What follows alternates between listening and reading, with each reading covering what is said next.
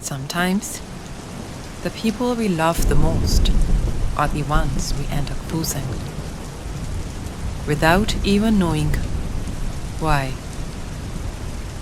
Hi, I'm writing to you from a narrow bed behind the steering wheel, with a small conduction stove in front of me. Instant noodles are bubbling over.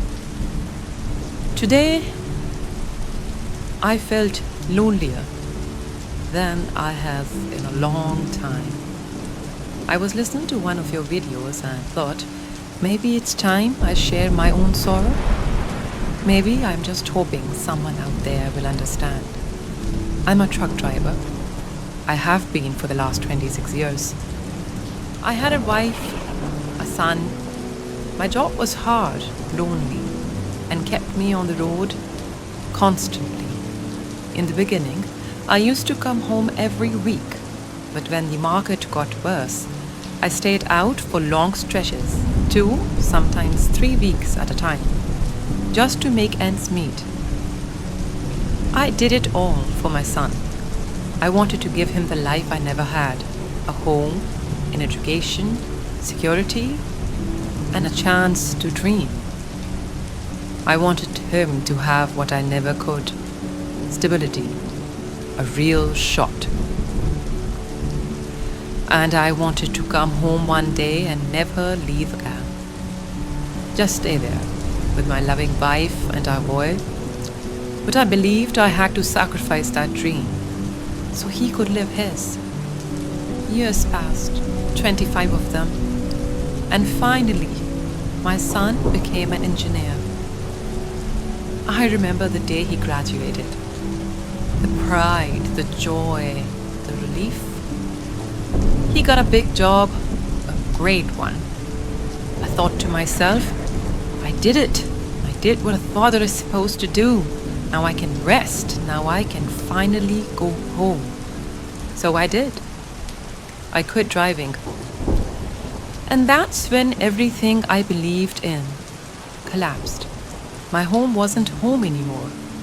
I started noticing things I had ignored for years, or maybe never even saw them. My son didn't really speak to me. Looking back, I realized he never called. I always called him. And when I did, he barely said a word. There was always an assignment, a meeting, an excuse, something. My wife, she was there for the first couple of days. When I came home finally, distant. Then she stopped coming home altogether. Days passed, then weeks, and one day she came to me and said, without a trace of emotion, I can't stay with you. I have someone else. We're done. I was stunned. I asked her why, what happened. She said, it's too late. She left. I called my son. I told him what happened. He said, why should I come for you, Dad? You were never there for me. Where were you? Why didn't you protect me? Now it's your turn to face the music. Best of luck. He hung up. I kept calling, texting, asking what he meant. What had I done?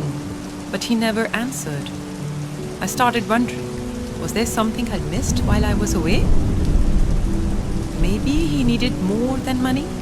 Maybe he needed someone to protect him from the things I couldn't see.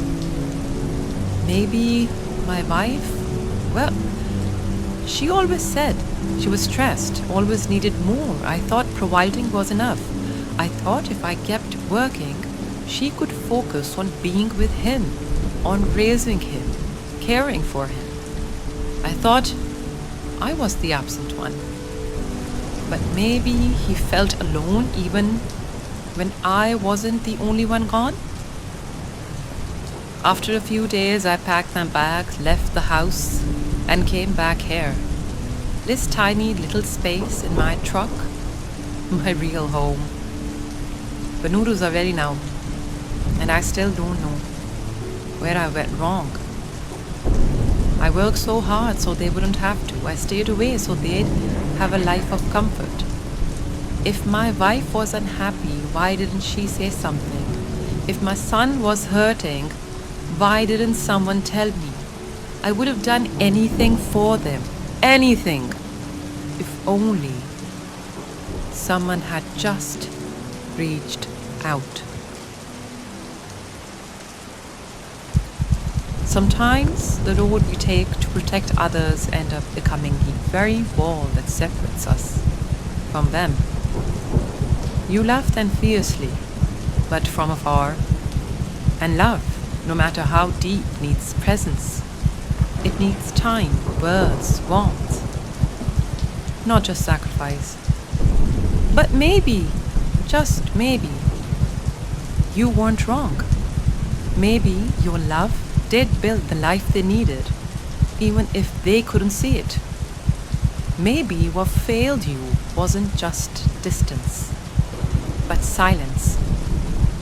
Some people will take your love and spend it like currency, without ever returning it in kind. And sometimes the ones left behind weren't just missing you, they were missing protection, missing truth, missing someone to say, enough.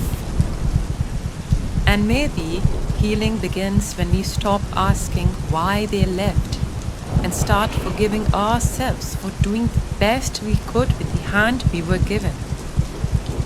To anyone out there who gave up everything for others and still ended up alone, you are not forgotten, you're not unloved, and you were never weak. You were a quiet warrior on a lonely road, and you're still worthy of coming home. If this story touched your heart, share it with someone who needs to hear it. And if you've got a story of your own, our inbox is always open. Our email is in the description. Subscribe for more real confessions.